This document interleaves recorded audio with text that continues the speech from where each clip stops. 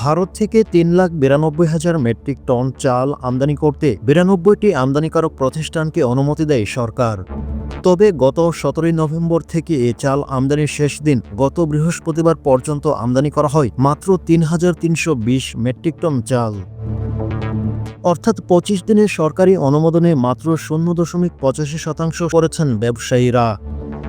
Benapole checkpost cargo শাখার রাজস্ব কর্মকর্তা আবু তাহের গণমাধ্যমকে বলেন, আমদানিকারক প্রতিষ্ঠান Mahbul Alam food product Arko trading and Sardar enterprise ৮টি আমদানিকারক প্রতিষ্ঠান বেনাপোল বন্দর দিয়ে ৩,৩২০ মেট্রিক টন চাল আমদানি করে।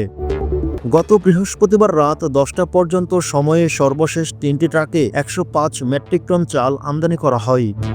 এ নিয়ে গত ১৭ নভেম্বর থেকে ১২ ডিসেম্বর রাত ১০টা পর্যন্ত ৯৭ ট্রাকে ৩,৩২০ মেট্রিক টন চাল আমদানি করা হয়।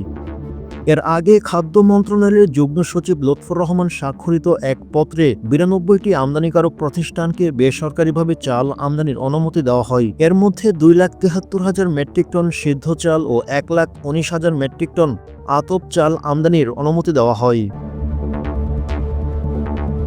অন্যদিকে বেনাপোল স্থলবন্দর উদ্ভিদ সংনিরোধ কেন্দ্রের উপসহকারী কর্মকর্তা শ্যামল কুমার নাথ বলেছেন, ২০২৩ সালে ২০ জুলাই থেকে দেশের বাইরে সেদ্ধ ও আতপ চাল রপ্তানিতে নিষেধাজ্ঞা দেয় ভারত সরকার।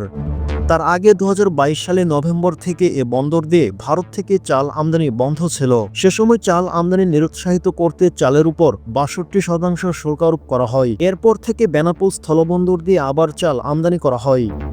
তিনি বলেন, সরকার চালের শুল্ক কর প্রত্যাহার করে নেওয়ায় গত ১৭ নভেম্বর থেকে আবারও চাল আমদানি করা হয়। অর্থাৎ গত ১৭ নভেম্বর থেকে ১২ ডিসেম্বর রাত ১০টা পর্যন্ত সময়ে ৩,৩২০ মেট্রিক টন চাল ভারত থেকে আমদানি করা হয়।